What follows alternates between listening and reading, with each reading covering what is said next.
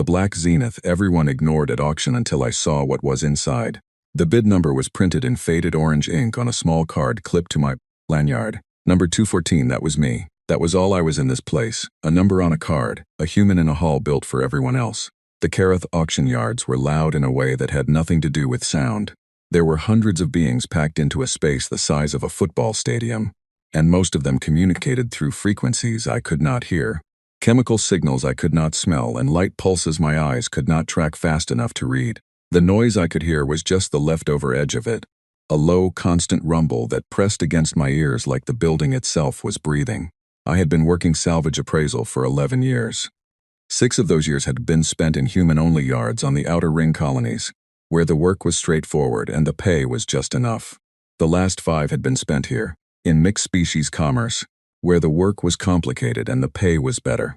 And every single day reminded me that humanity occupied a very specific social position in the galactic order, not the bottom, not quite, but close enough to see it from where we stood. The Vorkai called us talented imitators. They said it as a compliment, which was somehow worse than if they had said it as an insult. The Theshan collector guilds employed humans for their appraisal accuracy, and then never invited them to sit at the main table during negotiations. The Drethek scrap barons tolerated human presence because human fingers were the right size to fit inside the engine cavities of certain older ship models. Useful, precise, tolerated. I was used to it. I had stopped letting it bother me the way it used to. Back when I was 26 and fresh off the colony shuttle, with a certification plaque, and a head full of ideas about how things would go. Now I was 37. I had a salvage berth lease that cost too much and a client list that paid just enough, and I knew exactly what I was in this auction hall, a professional with a job to do. My client that day was a Theshian logistics firm called the Pale Current. They wanted me to appraise 3 lots, numbers 7108, 7209, and 717, all decommissioned mid-range cargo haulers from the same production run. Easy work, familiar models. I had appraised that class of hauler 8 times before. I could have written the report in my sleep. I moved through the hall with my scanner in one hand and my notebook in the other. Yes, a paper notebook.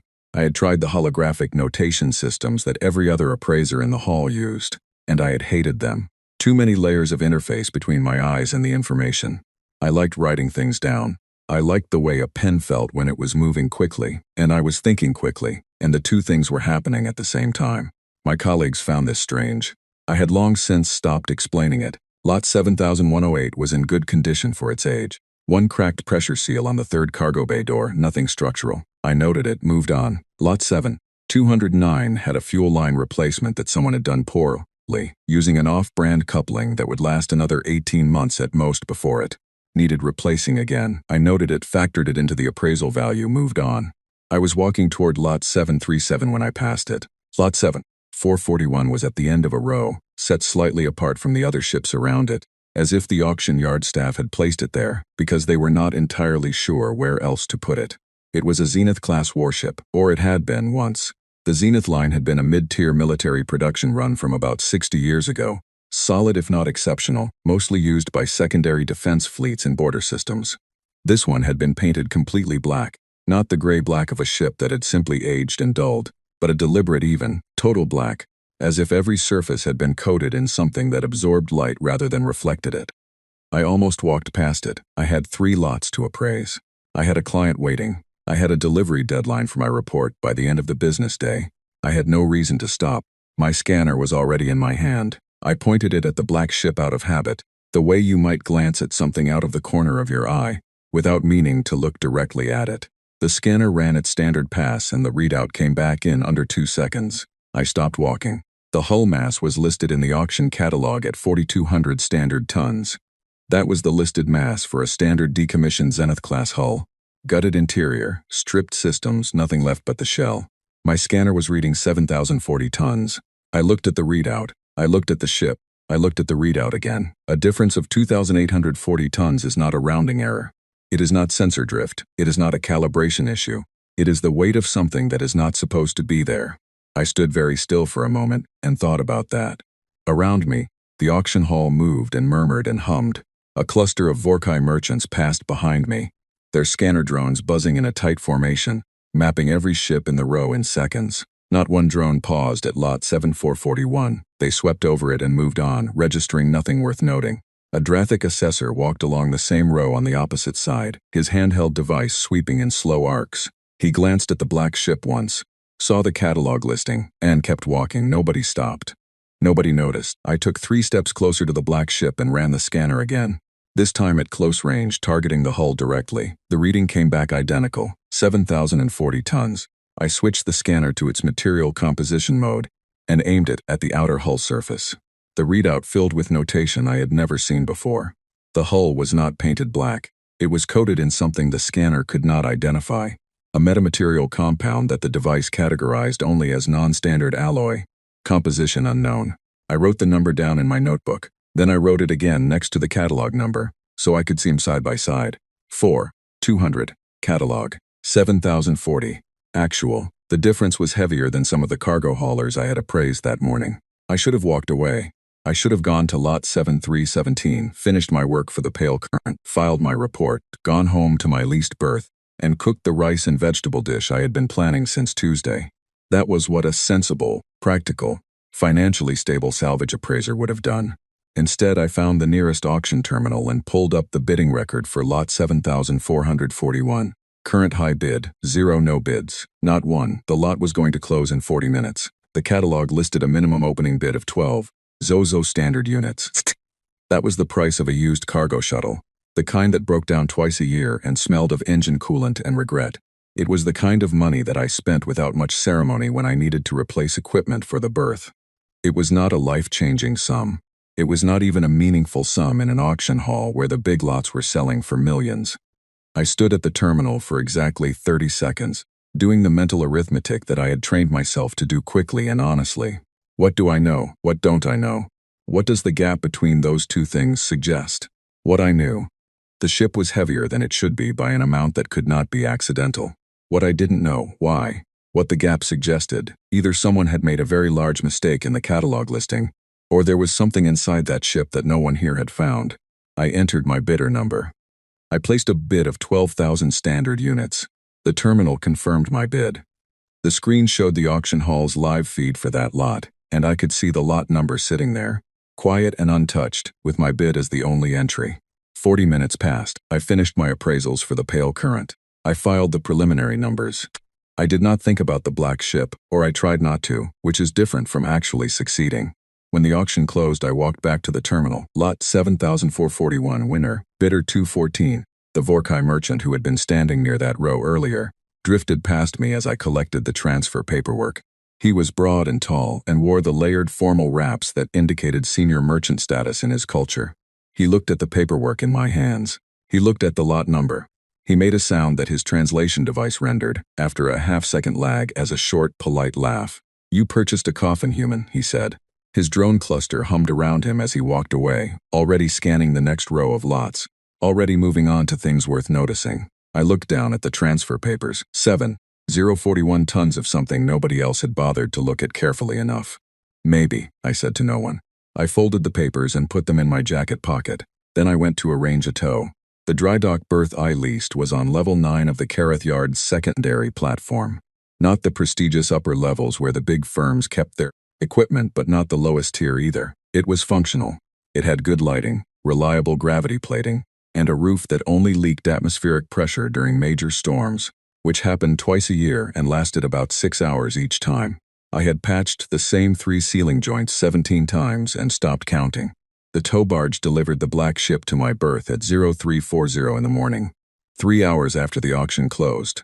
I had spent those 3 hours doing 2 things: sending the Pale Current their completed appraisal report, and reading every publicly available technical document on the Zenith-class warship line that I could find.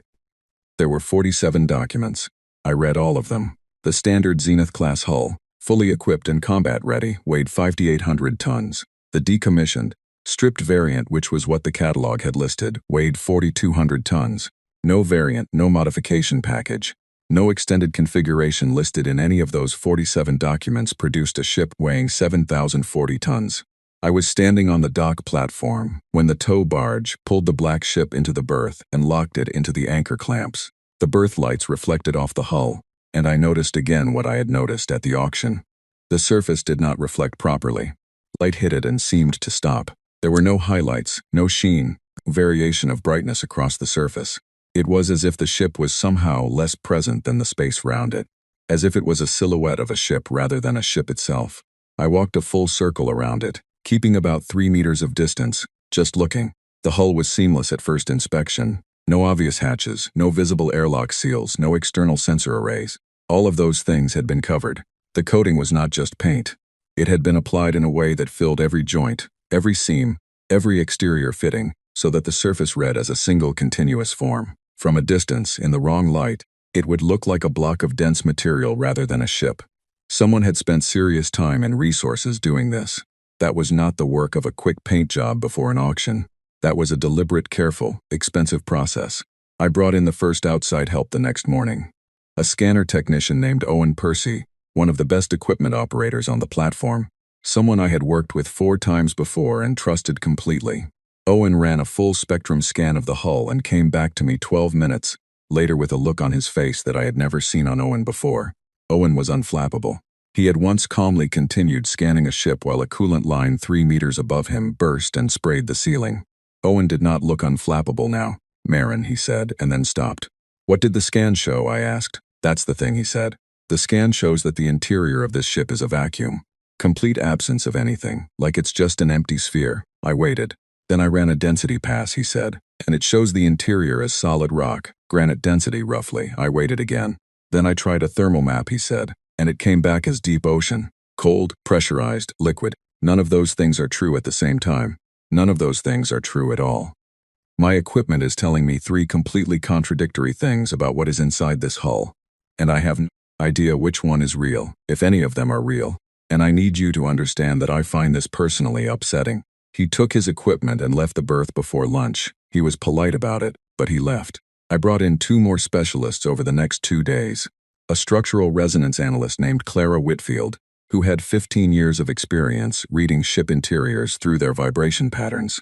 She lasted 6 hours before her equipment started producing results she described as physically impossible and probably a sensor malfunction. "Except I calibrated everything this morning and I know it isn't."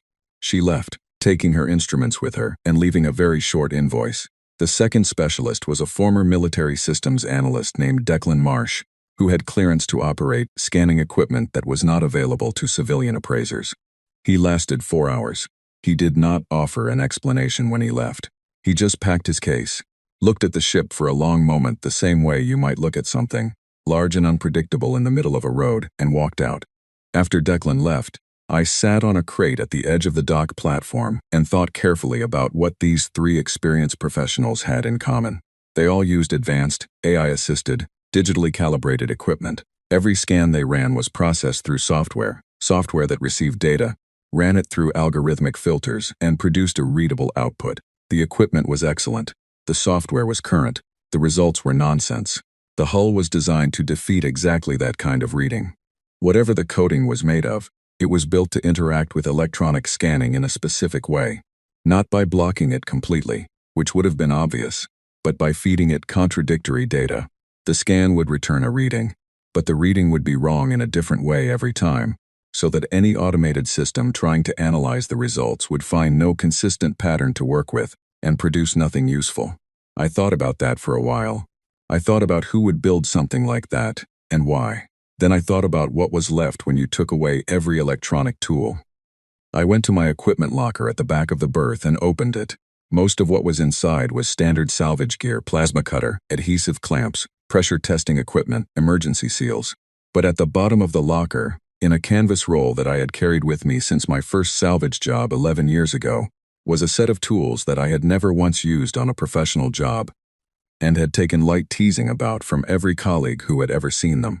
A set of hand-ruled measuring tapes, calibrated in centimeters, a mercury spirit level in a wooden case, a mechanical compass, 2 boxes of graph paper, and a collection of fine-tipped marking pens in 6 colors. I had bought them at a teaching surplus sale when I was 24, because there had been a class in classical engineering methods at my certification school and I had been the only student who actually liked it. The instructor, an old man named Arthur Vane, who had spent 30 years on analog-era maintenance ships, before retirements changed everything, had told me once that the most reliable information about any physical object was the information you gathered with your own hands, your own eyes, and a tool that had no software to corrupt its reading. I had not really understood what he meant at the time. I understood it now. I unrolled the canvas, laid out the tools on a clean work table, and got started. What I did over the next 14 hours was methodical and slow and deeply satisfying in a way that I had not expected. I worked my way around the entire hull with the measuring tape, taking a reading every 20 centimeters and recording each one on graph paper. I used the spirit level to check every surface for true horizontal and vertical. I used the compass to map the exact shape of every curve.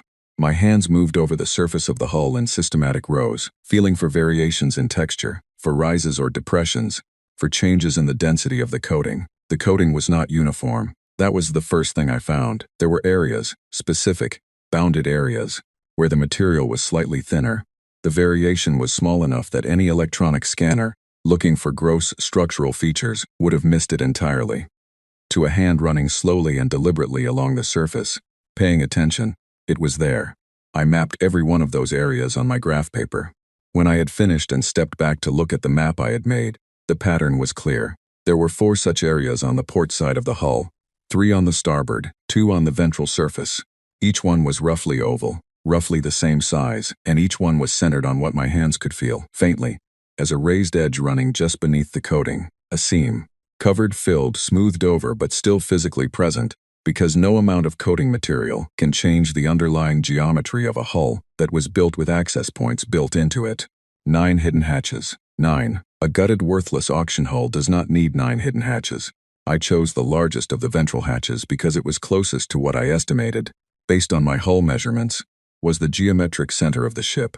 I got the plasma cutter from the locker. I adjusted the blade depth to exactly the thickness of the coating, shallow enough to cut through the surface material, without touching whatever was underneath, and I began to cut. The coating came away in a single curved piece, like the rind of a fruit. Underneath it was a standard hatch seal, completely intact, the same kind I had opened hundreds of times on decommissioned ships. The locking mechanism was manual. A wheel turn release. No electronic component at all. No keypad, no biometric reader, no signal handshake required. Just a wheel. I turned it 3 full rotations, the same standard number for that class of seal. The hatch released with a pressure equalization hiss, which told me immediately that the interior was not vacuum, not liquid, not granite. It was pressurized atmosphere. Real, breathable, maintained atmosphere, inside a ship that every scanner in the auction hall had registered as a gutted, empty shell. I pushed the hatch open. The interior was not gutted. I had seen enough decommissioned Zenith-class ships to know exactly what a gutted interior looked like. Bare structural ribs, stripped conduit channels, scorch marks where the main systems had been removed. A general impression of a building after all the furniture has been taken out. This interior looked like none of those things. The corridor that opened up below the hatch was lit by a dim, low-power bioluminescent strip along the base of each wall, the kind of emergency lighting that stays active for decades without any power input. The walls were intact. The conduit channels were full. I could see, from my position at the hatch, the outline of a sealed door at the far end of the corridor, and beside it, a secondary control panel that was still showing a standby indicator light. Standby, not dead, waiting. I lowered myself through the hatch and landed on the deck. The atmosphere was stale but clean, recycled many times, filtered down to bare minimum but not toxic, the same quality as a deep cycle hibernation ship. My boots made a soft sound on the deck plating. The emergency lighting cast everything in a faint blue-green color that made the corridor look like the inside of something living. I walked toward the door at the end of the corridor. The control panel beside it was a simple mechanical display, no digital screen, just a row of toggle levers with labeled positions. I read the labels, and then I stopped walking and stood very still, because the labels were not in Vorkai. They were not in the Thessian phonetic script, or the Drathic symbolic notation, or any of the 17 alien writing systems I had learned to read at least partially during my years in mixed-species commerce. The labels were in base 10 numeric notation. Standard decimal, the way a human mathematician would write it. Every spacefaring species in the known galaxy had their own numerical base. The Vorkai used base 8. The Thessians used base 12. The Drathic used base 16. The small notation systems used by the minor species varied from base 5 to base 24. Decimal 10 was used natively by exactly one spacefaring species. I pressed the flat of my hand against the panel and held it there for a moment, not operating anything, just holding it. The metal was cool under my palm. The standby light blinked slowly, patient as something that had been waiting a very long time and had learned not to expect anything quickly. There was a door beyond this panel, and beyond the door was whatever had added nearly 3,000 tons of mass to a ship that everyone in the most well-attended auction in the sector had walked past without stopping. Someone had built this ship to be invisible to every scanner in that hall, and they had left the lock in a language that only I, in that entire auction yard full of species from across the galaxy, could read without a translation device. I reached up and moved the first toggle lever. The toggle levers moved in a sequence that I worked out by reading the labels carefully and thinking about it for about 90 seconds. It was not a complicated lock. It was not trying to be a complicated lock. It was trying to be a lock that only someone who read decimal notation would recognize as a lock at all. To anyone else, the panel would look like a simple mechanical ventilation control, the kind that every ship class from that era had, standard issue, nothing remarkable. Only when you read the labels and understood what the numbers meant did the sequence become apparent. A 4-number combination, the kind a human child would recognize immediately, drawn from the most basic properties of a circle. 3141. The first 4 digits of pi. The door opened. The room on the other side was small, about 4 meters by 5 meters, with a low ceiling and walls that had been lined, floor to ceiling, with storage panels. Every panel was sealed. In the center of the room, mounted on a pedestal that had been bolted to the deck, was a device about the size of a large travel bag. It was rectangular, with a matte gray casing, and it had a single activation surface on its face, a flat dark oval that I recognized after a moment as a biosensor. Not a biometric lock, a biosensor. The distinction was important. A biometric lock checked for a specific pre-registered identity. A biosensor checked for a specific biology. I pressed my palm against the oval. The device came on, not the standby flicker of emergency systems. It came fully on, with a clear, steady glow that lit the room properly for the first time, and a quiet mechanical sound from somewhere inside the casing, like a small, precise machine that had been waiting patiently for a very long time, and was now very gently starting up. The oval shifted color from dark to a warm amber. A speaker in the casing produced a sound, not a tone, not an alarm, but a voice. A human voice, speaking in standard English, in the particular accent of the northern coastal colonies, the same accent my mother had. "If you are hearing this," the voice said, "then you are human. You found this ship at auction, and you were paying close enough attention to notice what everyone else missed. My name is Elias Voss. I was a xenarchaeologist. I was also, until about 8 years before I recorded this message, a reasonably respected one." The amber light on the biosensor held steady. The voice continued. "I'm going to tell you something that the Galactic Council has been working very hard for a long time to make sure no one ever hears. I need you to listen to all of it before you decide what to do with it. I know you will want to stop and react. Please don't. There will be time for that after. The full record is stored in the panels around this room, and everything I'm about to tell you is supported by documentation that I spent 22 years collecting. But I want you to hear it from me first, because documents don't have context, and context is the difference between understanding something and just knowing it." I sat down on the deck. There was no chair in the room, but my legs had made the decision for me. I sat and I listened. Elias Voss had been born in 2041 on the Callaway Colony, a small research settlement on the edge of human-occupied space. He had studied xenoarchaeology at the Meridian Institute, specialized in pre-contact galactic history, and spent the first 15 years of his career doing exactly what his field required: cataloging, analyzing, and publishing findings about the ruins and artifacts left behind by civilizations that had risen and fallen before humanity made contact with living, alien cultures. It was, he said, a quiet career. It was a career in which nothing particularly dramatic was supposed to happen, because the civilizations he studied had been gone for thousands of years, and could not, by definition, do anything to anyone anymore.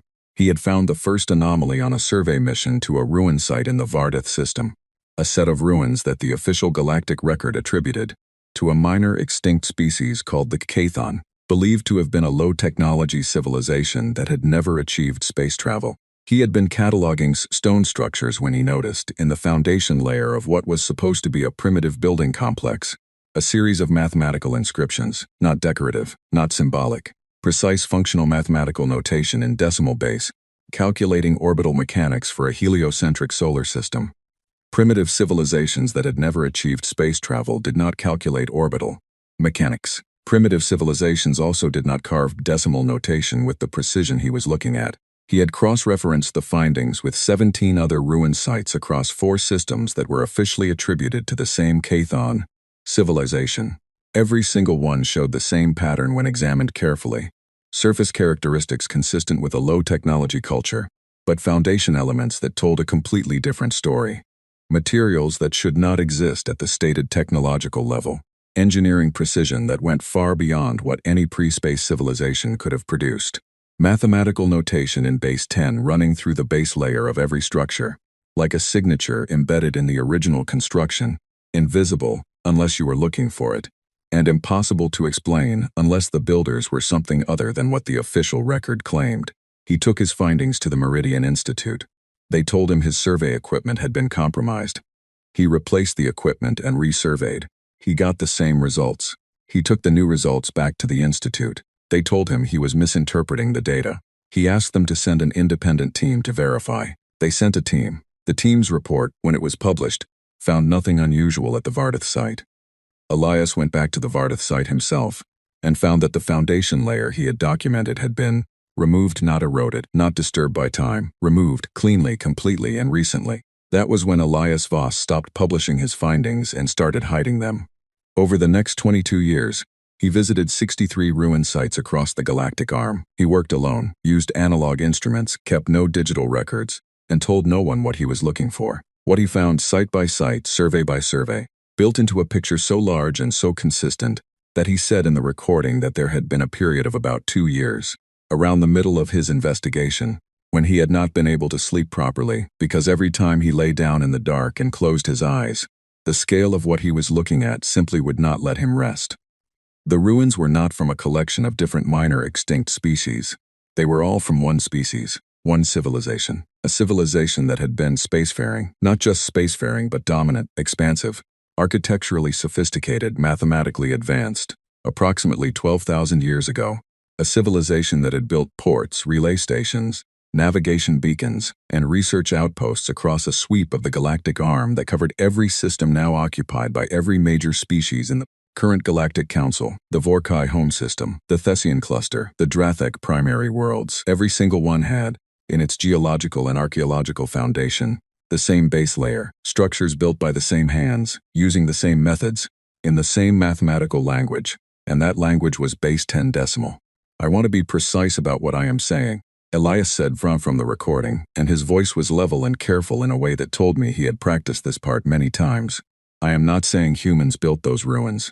I am saying the species that built those ruins used the same mathematical base system that humans use, natively and exclusively. I am saying that when I took genetic samples from every human skeleton recovered from pre-contact archaeological sites and compared them against the genetic markers I found preserved in certain biological artifacts from those ruins, the match was not approximate, it was complete. I am saying that 12,000 years ago, there was a spacefaring human civilization. They called themselves the Caliph. I found the name in 17 separate inscription sets that occupied and shaped this entire galactic arm, and that civilization ended in an event I cannot fully reconstruct, and after that event, a small surviving population was resettled on a single planet called Earth, with no memory of what they had been, and the rest of the galaxy moved into the space they left behind and built empires on their ruins. The room was very quiet. The Galactic Council knows, Elias said. Not all members, not at every level, but at the senior levels. Among the species who have been part of the Council the longest, the Vorkai and the Thessians especially, they know. They have known for at least 300 years. The Vorkai have a private archive called the Null Record that contains 700 years of suppressed xenoarchaeological data. I found 2 references to it in intercepted administrative communications, and it took me 4 more years to locate a partial copy. A portion of that copy is in the storage panels behind you. I had not moved from the deck in a long time. I realized my hands were flat on the floor on either side of me, as if I needed the physical contact to stay anchored to something real. I couldn't go public with this, Elias said. I tried. I was discredited. My institution pulled my credentials. My access to survey sites was revoked. My published papers were retracted. They were thorough, and they were fast. And by the time I understood what was happening, I had nothing left that the official record would accept as legitimate. But I had the physical evidence. I had the samples, the photographs, the documents. I had 22 years of work that no one had managed to find because I had never stored any of it electronically. He paused. When he spoke again, his voice was quieter and carried something that I recognized as the particular tiredness of someone who had been carrying something very heavy for a very long time. My name is Elias Voss, and I was born on the Callaway colony, and I had a daughter named Petra, who had a daughter named Marin. And if the sensor on this device is working correctly, then the person listening to this is her. And I am sorry that I never told you any of this in person, because I wanted to protect you from it for as long as I could, and I waited too long, and now you are the one who has to decide what to do with all of it. The amber light on the biosensor held perfectly steady. Go be loud, he said. That is all I have left to tell you. Go be loud about it. That has always been the one thing this family does well. The recording ended. The room was quiet. I sat on the deck of my grandfather's hidden ship, in the middle of my rented dry dock berth, on the night of a day that had started as a straightforward appraisal job, and I stayed very still for a long time, while the bioluminescent lighting made everything around me glow faintly in the dark. Then I stood up. I opened the first storage panel. I started reading. The storage panels held 41 archive cases. Each case was sealed, each one numbered in that same neat decimal hand, and each one was filled with the physical evidence of 22 years of a man working alone in the corners of the galaxy, trying to prove something that the most powerful organizations in known space did not want proven. I did not sleep that night. I did not notice until the berth's overhead lights shifted from their nighttime amber to their daytime white that I had been sitting on the deck of that inner chamber for 9 hours, reading, and that the rice dish I had been planning since Tuesday was still uncooked in my quarters on level 9. What I was reading was not theory. I want to be clear about that, because I had half expected, somewhere in the rational part of my mind that had stayed skeptical and careful all the way through the auction and the hull mapping and the biosensor recording, that the archive would turn out to be the work of someone who had convinced themselves of something that was not real. The galaxy had those people. Every species produced them, the ones who found patterns in noise and built whole belief systems out of the shapes they thought they saw. Elias Voss was not one of those people. What he had built, case by case, was a forensic record. There were physical material samples, sealed in preservation tubes, each one labeled with the survey site coordinates, the date of collection, and the depth at which it was found. There were photographic surveys of 63 ruin sites, shot on analog film and developed by hand, with hand-ruled measurement scales in every frame so that the dimensions were independently verifiable. There were genetic analysis results, not digital outputs, but hand-transcribed data from laboratory readings he had taken himself, on portable equipment, at each site. And there were the null record fragments. The null record was the piece that made my hands go cold. The document fragments Elias had recovered from the Vorkai administrative communications were dry and technical in the way that institutional records always are, the language of bureaucracy, careful and precise and completely without the kind of emotion that would make it feel like anything other than record-keeping. That was what made it worse. There was a file reference number in one fragment that translated, when I ran it through my translation software, as something like Pre-Contact Legacy Catalog, Restricted, Council Access Only. Another fragment was a meeting summary that referenced, in passing, a decision made by the Senior Council 311 years ago to, in the translated phrasing, maintain consistency in the public archaeological record regarding pre-contact civilizational origins. Maintain consistency in the public archaeological record. That was the language of a group of species that had decided, collectively and deliberately, to keep a secret. I read all 41 cases. I cross-referenced the genetic data with the mathematical notation findings. I traced the geographic spread of the ruined sites on the star chart Elias had included, hand-drawn on heavy paper in a scale that made it large enough to hang on a wall. And when I looked at the spread of those 63 sites, the pattern they made was not random and it was not subtle. It was the shape of a civilization that had filled the space I now lived and worked in, had built its ports and stations and outposts across the same systems where every major species in the current order now made their homes, and had then disappeared so completely that the only traces of it left were in the deepest foundation layers of ruins that had been officially attributed to other, smaller, less remarkable civilizations. The Caliph. I said the word out loud once in the quiet of the chamber. It felt strange in my mouth, the way a word from a language you have never studied but somehow partially recognize feels strange. By mid-morning I had a working understanding of the full scope of what Elias had found, and I sat with it for a while in the same deliberate way I had sat with the mass discrepancy at the auction, going over what I knew, what I did not know, and what the gap between those two things required of me. What I knew was large and specific and documented. What I did not know was also large, exactly what had ended the Caliph civilization, whether there were more archive sites, how deeply the suppression went at the council level, and what would happen when this information became public, because it was going to become public. That decision had been made the moment I found the ship. Elias had spent his life collecting this and had put it in a place where I would find it, and whatever I did with it would determine whether 22 years of his work meant anything at all. The question was not whether. The question was how. I spent 2 days inside the ship, not sleeping much, eating food I brought from my quarters in small portions, making copies. I had a portable analog duplicator, another artifact of my attachment to non-digital tools, and I used it to make 3 complete physical copies of every document in every case. Then I used the ship's own internal system, which I had found by following the manual control panels deeper into the vessel, to create digital copies stored on a local drive that had no external connectivity, had never been networked, and could not be accessed remotely. Then I made another digital copy on a drive I kept on my person. On the 3rd day, I had something I had not had since I walked into the Kareth auction yards, a problem I knew how to solve. I had been a licensed salvage appraiser for 11 years, which meant I was also a licensed independent assessor under the Galactic Commerce Accords, which meant I had the legal right to file assessments with the Interspecies Trade Authority. The Trade Authority maintained a public archive that was, by treaty, accessible to any registered news relay in the Galactic Arm. If an assessor filed a document with the Trade Authority, it became part of the public record within 72 hours, and once it was in the public record, it could not be removed by any single member species acting unilaterally. It would require a full council vote, which took a minimum of 30 days to convene.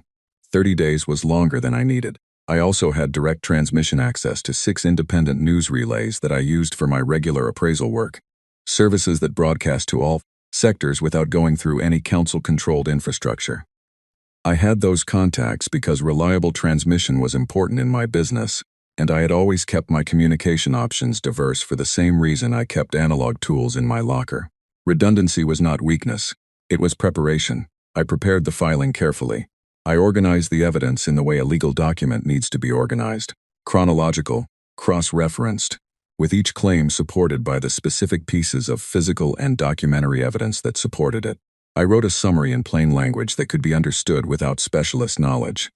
I wrote it 3 times, each time removing anything that could be interpreted as interpretive or emotional, until what remained was the evidence and the evidence only, stated as plainly as I could state it. Then I added one final section. It was a short section. It said, in direct terms, that the evidence in this filing indicated a sustained, deliberate suppression of historical data by senior members of the Galactic Council, that this suppression had directly affected the political and social status of humanity in the current galactic order, and that the filing was being made simultaneously to the Trade Authority archive and to all 6 independent news relays as a simultaneous transmission so that single interceptions could prevent the information from reaching the public record. I pressed send on all 7 transmissions at the same time. Then I sat back in my chair. I had brought a chair from my quarters into the inner chamber by this point, and waited. For about 6 hours nothing happened. I ate a real meal for the first time in 3 days, and read through some of the secondary archive material I had not had time to process yet. The berth was quiet. Level 9 was always quiet at that hour. I could hear the distant mechanical sounds of the platform's climate systems and, very faintly, the low-frequency hum of the tow machinery 2 levels above. Then my communication panel lit up. Not 1 message, not 2. Every channel simultaneously, all of them at once, in a cascade that pushed the display beyond its normal capacity and started queuing messages in a buffer that had never been used before in the 3 years I had operated the panel. The first channel to resolve into a readable message was from the Pale Current logistics firm, who informed me that my appraiser's license had been flagged for review by the Trade Authority. The second was from the Kareth Yard Administration, informing me that my dry dock lease was under investigation for an unspecified regulatory concern.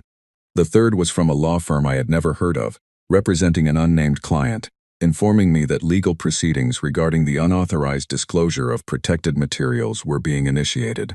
3 messages, all within minutes of my transmission going out, all aimed at the same target, My credentials, my lease, and my legal standing. They were fast, I gave them that. I opened the next message in the queue. It was from a news relay called the Open Circuit, one of the 6 I had transmitted to, and it said, in the concise style that relay operators used when they were moving quickly, "Received your package, verifying. This is going to be a very interesting week. Stay reachable." The message after that was from a second relay, then a third, then the trade authorities' automated confirmation of my filing, time-stamped and signed, which meant that as of that moment, the document was in the public record. I closed the legal firm's message without responding. I closed the pale current message without responding.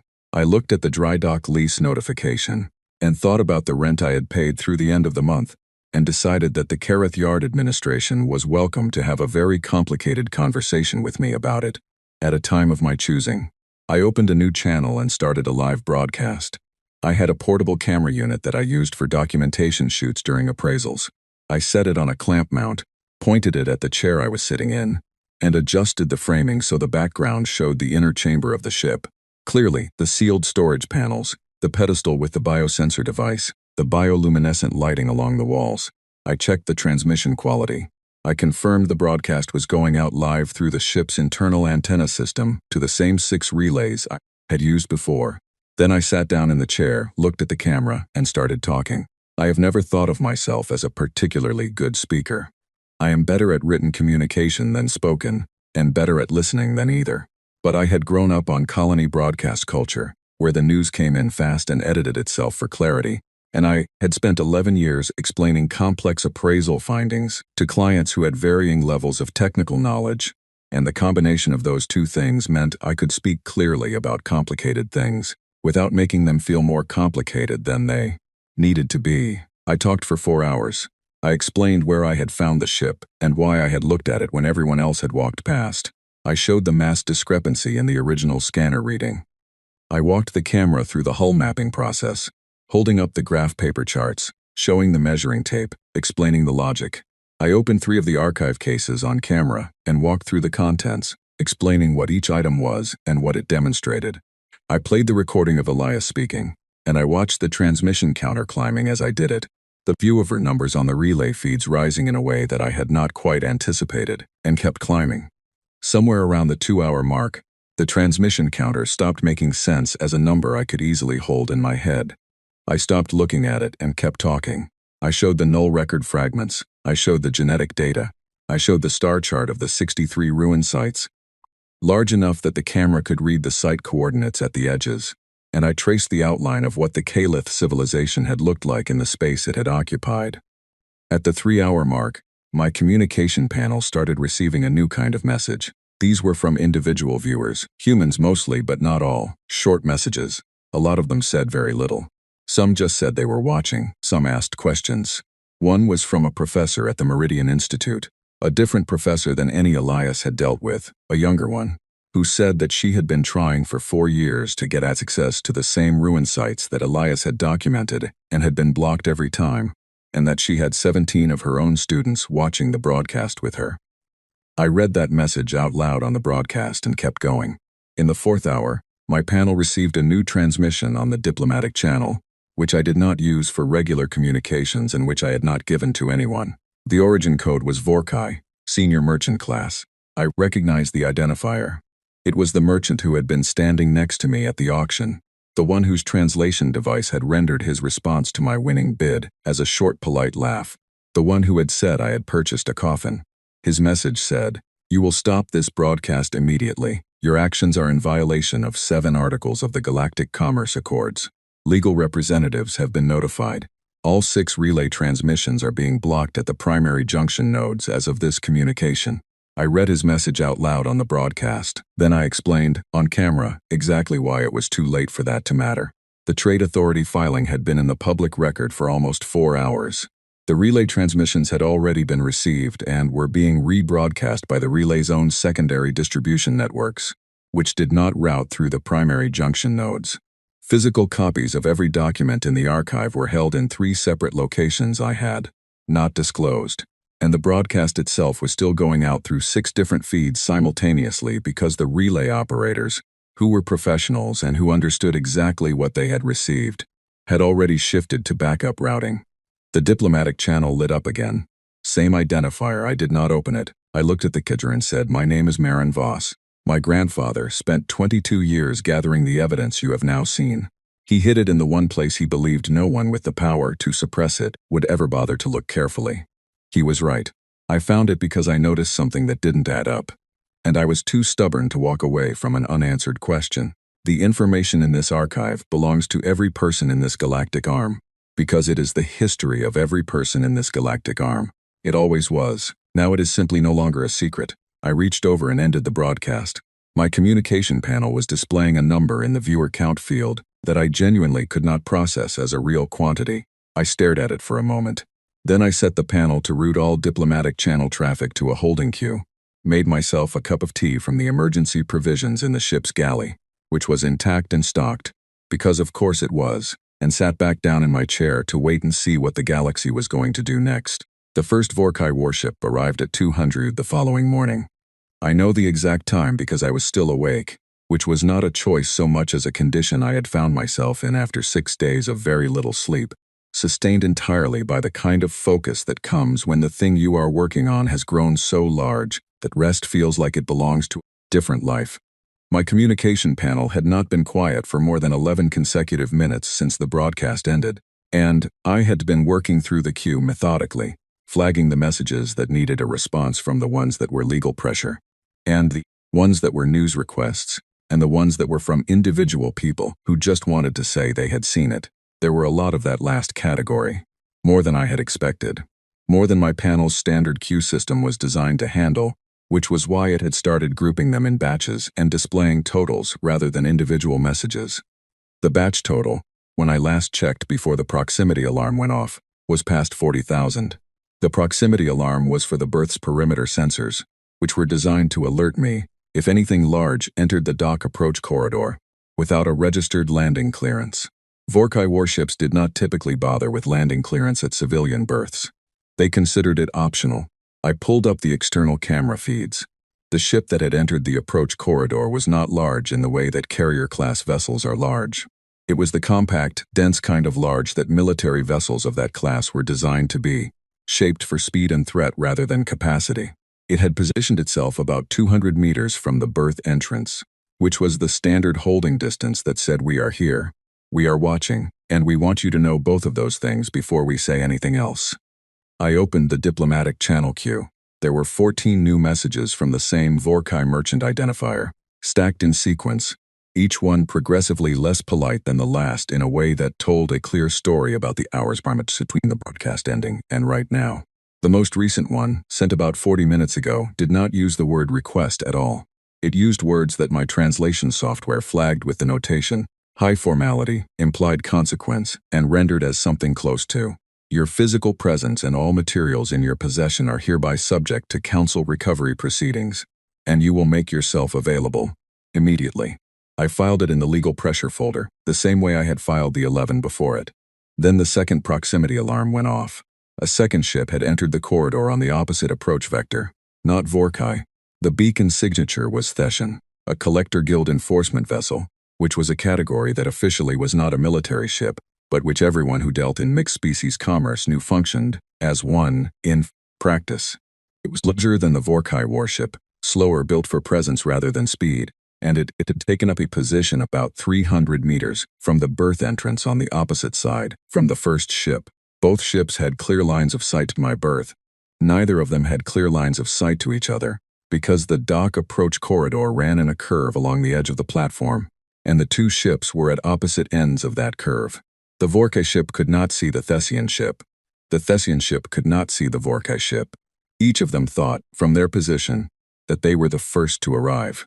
I had 10 seconds to decide to wood that information before the third proximity alarm went off. The third ship was Drathek. It came in fast from a high approach angle and took up a position above and between the other two, which meant it had the most tactically flexible position of the three, and had probably been watching the approach corridor long enough to know where. The first two were before it committed to its own position. The Drathek were methodical that way, patient.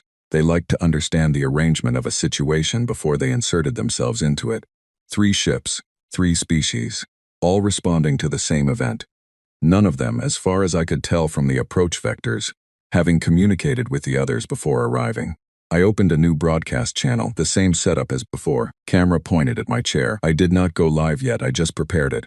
The way you set a pot of water to heat before you need it, because you know you are going to need it. Then I opened my communication panel and sent a message on the open frequency diplomatic channel, which all 3 ships would receive simultaneously. This is Marin Voss, salvage appraiser, license number 210, registered to berth 9 Alpha at Kareth Yard. I am aware of the 3 vessels currently in the approach corridor. I am currently in the process of organizing a public response to several legal communications I have received in the past 18 hours. I will be available for a joint communication in approximately 20 minutes. Please stand by. The 20 minutes was specific. Not 15, which would have felt rushed, not 30, which would have felt stalling. 20 was enough time to establish that I was calm and organized without suggesting that I needed the time to compose myself. I used 16 of those minutes to contact Owen Percy. Owen picked up on the second ring, which meant he was awake, which I had suspected because Owen followed commercial news feeds obsessively. And the story that had started with my broadcast had been the lead item on every major relay for the past 12 hours. Marin, he said immediately. Owen, I said, I need 3 things from you. I need you to make physical delivery of the archive package I left in secure storage under your name to the Meridian Archive on Callaway Colony. I need you to do it in person, not by freight. And I need you to not tell anyone you're doing it until you've done it. There was a short pause. What's in the package? Physical duplicates of everything in the archive. A complete second set. Another pause. You made 2 copies. I made 4, I said. The other 2 are already in locations I'm not going to mention.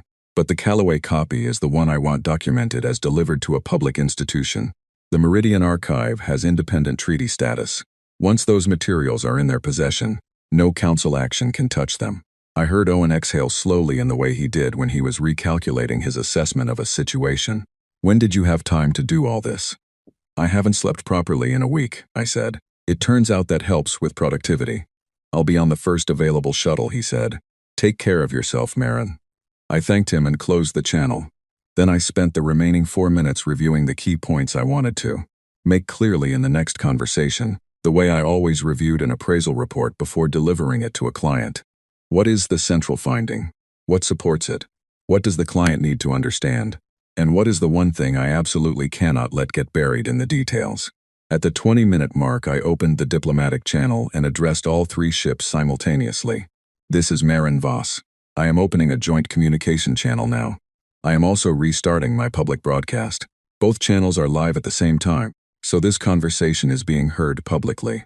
I want to acknowledge that I am speaking to representatives of the Vorkai, the Thessian, and the Dretha communities simultaneously, and that I am aware this is an unusual situation for all parties involved.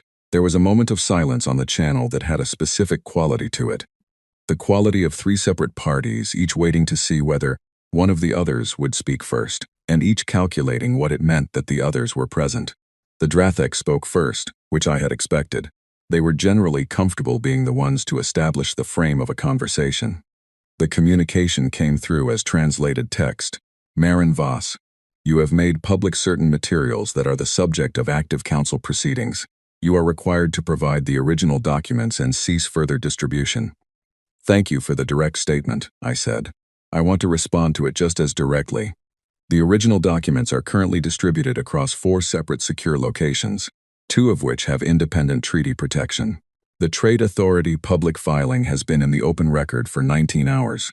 The relay broadcasts have been received and redistributed by networks that operate outside council infrastructure. The practical effect of all of that is that the distribution is complete. There is nothing left to prevent. The Thessian representative spoke next, and their communication came through in a more formal, extended format. The core of it was a claim that the materials I had released were incomplete, improperly contextualized, and constituted a misrepresentation of the historical record that the Council was legally obligated to correct through its established processes. I understand that concern, I said. I would be delighted to discuss the completeness and context of the materials publicly, at any time in any format the Council chooses. My archive is available for independent verification by any academic institution with xenoarchaeological credentials. The Meridian Archive on Callaway Colony will be receiving a complete physical copy within the next 48 hours. There was another silence. this one with a different quality, sharper. The Vorkai merchant's identifier appeared on the channel, and his communication came through as audio rather than text, which meant he had made the choice to let me hear his voice. It was lower and slower than his translation device had rendered it, and even without understanding the original language, I could hear the shift in it from the time he had told me I had purchased a coffin. "What is it you want?" he said through the device. "There is always something you want. Name it and we can discuss terms." I looked at the camera. I made sure the broadcast was still live. Then I answered him. "I don't want terms," I said. "I want acknowledgement. I want the historical record corrected. I want humanity's status in the Galactic Council updated to reflect our actual heritage. Not tomorrow and not through a quiet administrative adjustment that gets buried in procedural notes. In writing, publicly, and within a time frame that I will be watching closely. You understand what you are asking would require a full council proceeding." The Vorkai said. "I understand exactly what it requires," I said. "I have a legal background in the Commerce Accords. I have read the Council Procedural Charter twice this week. I know what it requires, and I know how long each step takes, and I know which steps can be accelerated and which cannot. I am patient. I have also made sure that the information is now so widely distributed that waiting me out is not a viable strategy. So patience is the one resource I have more of than you do right now." The Drathic representative sent a new communication. This one was the longest they had sent, and when the translation completed, it was something I had not anticipated. Not a threat, not a demand, but a question. A careful serious question, framed in the formal Drathic academic register that their researchers used when they were genuinely inquiring rather than negotiating. The question was, how certain was I of the genetic analysis methodology, and was the original sample preservation adequate to support the confidence level I had claimed in the broadcast? I answered that question thoroughly, specifically, and at length, because it was a real question and it deserved a real answer, and because the moment I engaged with it as a real question, the nature of the conversation changed from confrontation to discussion, and discussion was something I was very comfortable sustaining. Somewhere during my answer to the Drathic's question, the Theshan representative sent a new communication. It was short. It said that the Theshan Collector Guild Council would be convening an emergency session to review the procedural status of certain historical archive materials, and that a formal statement would be issued within 72 hours. 72 hours, not 30 days. Not a full council session request, an emergency session, which meant they had decided, somewhere in the conversation, that the public stance of denying the evidence was less viable than the public stance of managing the response to it. I kept talking to the Drathic academic representative, who had asked a follow-up question about the notation inscription analysis, and kept the broadcast running, and let the implications of the Theshan statement sit in the open channel, where anyone listening could draw their own conclusions. The warship stayed in the approach corridor for another 2 hours. Then, without announcement, the Vorkai vessel broke its holding position and moved to a different quadrant of the platform. The Theshan vessel followed, taking a completely different exit vector. The Drathic vessel was the last to leave, and before it did, the academic representative sent one final communication, a request for a formal scholarly interview, conducted through the Interspecies Academic Exchange with a proposed date 6 weeks out. I accepted the request. I noted the date in my paper notebook. Then I looked at the communication panel queue and started working through the next batch of messages, because the queue was not getting any shorter, and the story that had started with a mass discrepancy on a scanner readout was not done yet by a long way. I had not been afraid during any of it. That surprised me a little when I had the space to notice it. 3 warships, legal threats from 4 separate organizations, the entire structure of galactic political order making itself felt all at once, and what I had felt throughout was not fear but a very particular kind of steady alertness. The same thing I felt when I was in the middle of a complicated appraisal and everything depended on reading the information correctly and not flinching from what it said. My grandfather had called it stubbornness. I thought it was something simpler. I thought it was just what happened when you found the true weight of something and refused to put it down until you knew exactly what you were holding. 3 months after the auction, I sat in a room that cost more to maintain per day than my annual dry dock lease, surrounded by heads of state, and tried to remember the last time I had eaten something that was not bought from a vending unit or handed to me by a logistics assistant while I was on a call. The Kalith Heritage Commission convened in the Interspecies Administrative Center on Karath, Station's upper level, A building I had walked past 100 times in 11 years without ever going inside, because it was not the kind of building that was open to appraisers, or to humans in general, in any practical sense. The foyer alone was the size of a docking bay, with ceiling panels that displayed a slow-moving star map of the galactic arm and floor tiles that had been cut from stone quarried on 5 different worlds, laid in a pattern that represented the founding treaty of the original Galactic Council. I noticed the human worlds were not in the pattern. We had not been part of the original treaty. We would be after this. There were 22 species represented at the commission table. Every seat was occupied by someone with a title. I had been introduced that morning in the official proceedings summary as Independent Appraiser and Primary Evidence Holder, Calith Heritage Commission. That was my title. I was the only person in the room without a diplomatic or academic credential after their name, and I was the only person in the room whose title included the words Independent Appraiser. And I was also the only person in the room who had been offered the position of leading the Commission's first survey initiative, which I had accepted before the offer was finished being made.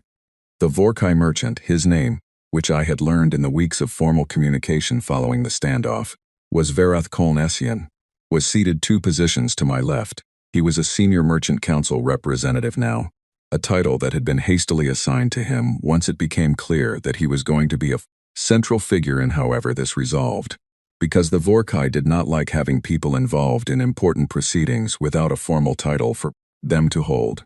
He had not spoken to me directly since the night of the broadcast. We had communicated through representatives and legal intermediaries and the formal channel of the Commission's pre-session briefings. This morning, before the session opened, he had crossed the room and stood beside me while I was looking at the star map on the ceiling. The Pale Current Logistics firm withdrew their complaint against your appraiser's license, he said. I know, I said.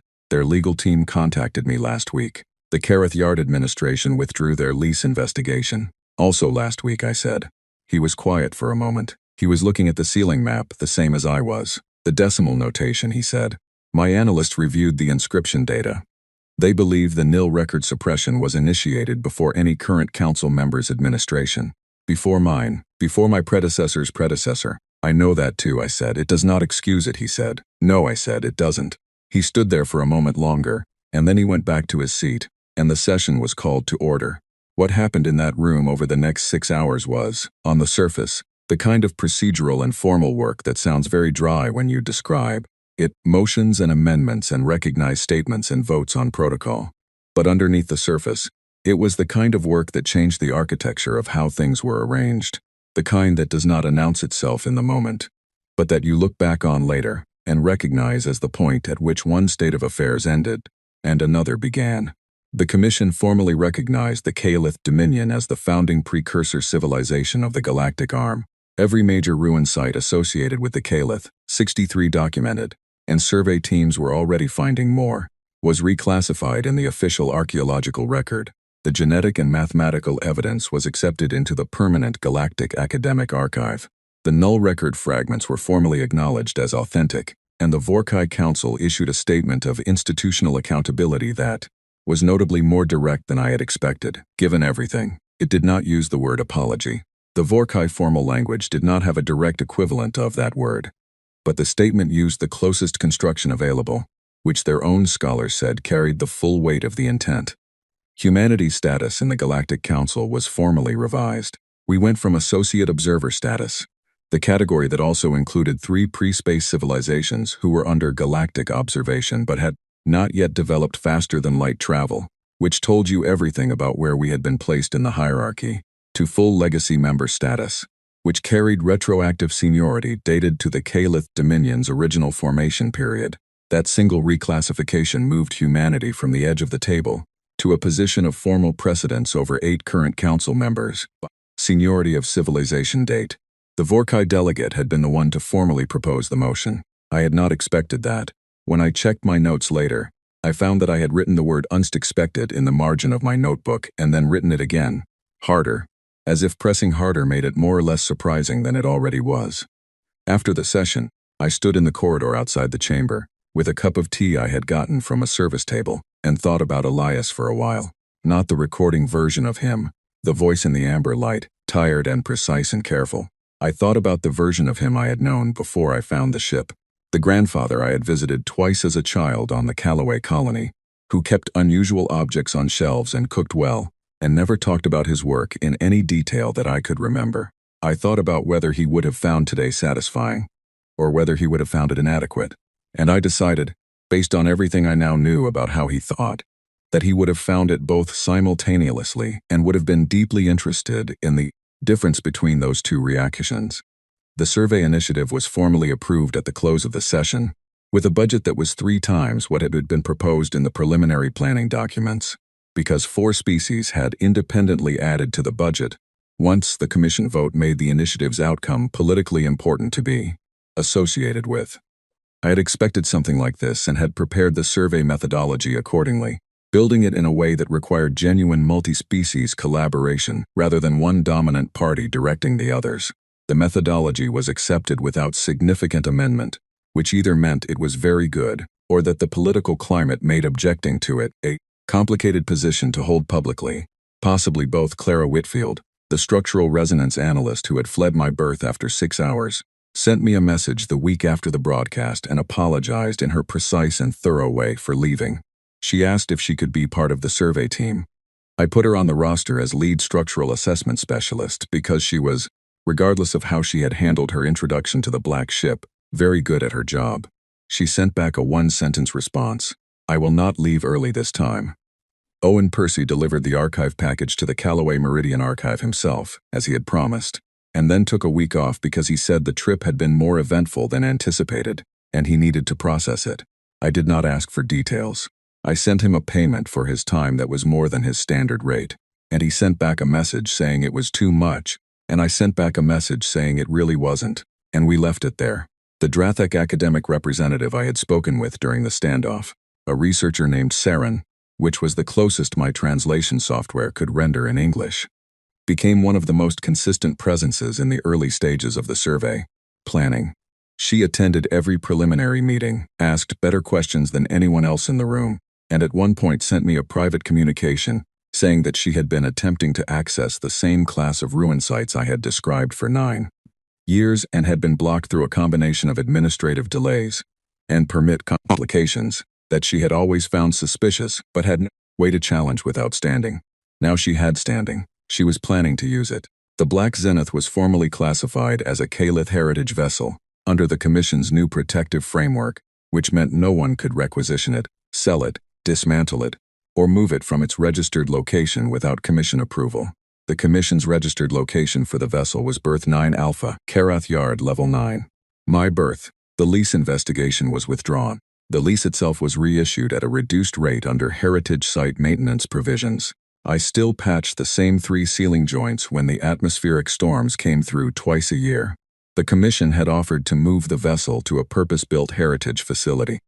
I told them I would let them know when I thought it was ready. What I meant, and what I suspected they understood, was that the ship was staying where it was until I decided it was time for it to go somewhere else, and that I had not decided that yet. 6 weeks after the Commission session, I met Saren in person for the first time, at the launch event for the first Calith survey mission.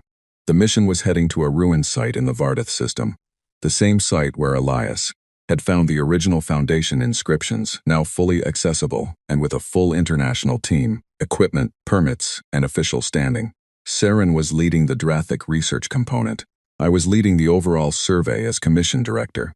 We shook hands at the pre-launch briefing, which was the Drathek formal greeting equivalent, and she said something in her own language that her translation device rendered as, "This should have happened a long time ago." Yes, I said, it should have. The launch was scheduled for 08. At 0755, I was standing on the observation deck of the docking bay, watching the survey vessel's pre-launch checks run through their sequence, when the young Drathek researcher who had been assigned as Saren's junior assistant approached me.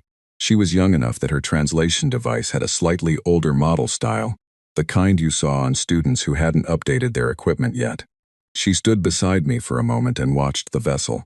"I watched your broadcast," she said through the device, "all of it, the night it went out. A lot of people did," I said. "What were you thinking?" she asked.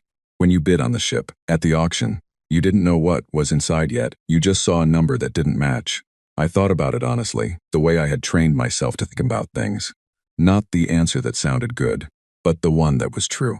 I was thinking that something heavier than it should be, in a room full of people who weren't paying attention, was either worthless or the most important thing in that building, I said.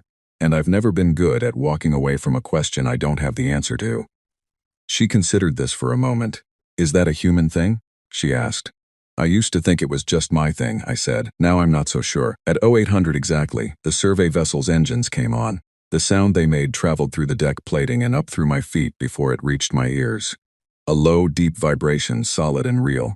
The kind of sound that something large makes when it wakes up after a long rest, and is not in any hurry to rush but is very definitely going. Somewhere Saren appeared beside me on the observation deck. She was not given to unplanned conversation. This was the most spontaneous I had seen her since we met. She looked at the survey vessel, then at the docking bay beyond it, then at me. I have been waiting for this for 9 years, she said. I know, I said. I'm sorry it took this long. Don't be sorry, she said. Just go quickly. Below us, the survey vessel cleared the docking clamps and rose slowly into the open space above the platform. Its running lights came on, white and amber, and it turned on its heading axis to point toward the transit corridor that led to the jump zone. The motion was deliberate and unhurried, and it made a clean line against the dark. I watched it go until it cleared the platform edge, and the running lights were the only part I could still see, steady and moving, carrying everyone aboard toward a site that had been buried under layers of wrong attribution for 12,000 years, and was now simply going to be looked at carefully and honestly by people who were prepared to write down exactly what they found. My notebook was in my jacket pocket. My hand was on it. I had not written anything yet, but I would, and when I did, the number I wrote first would match the number I found, and the difference between those two things would be exactly 0, because that was the only way I knew how to do this work. The running lights held steady in the dark, and then they crossed the platform edge, and the ship was gone, and the survey had begun.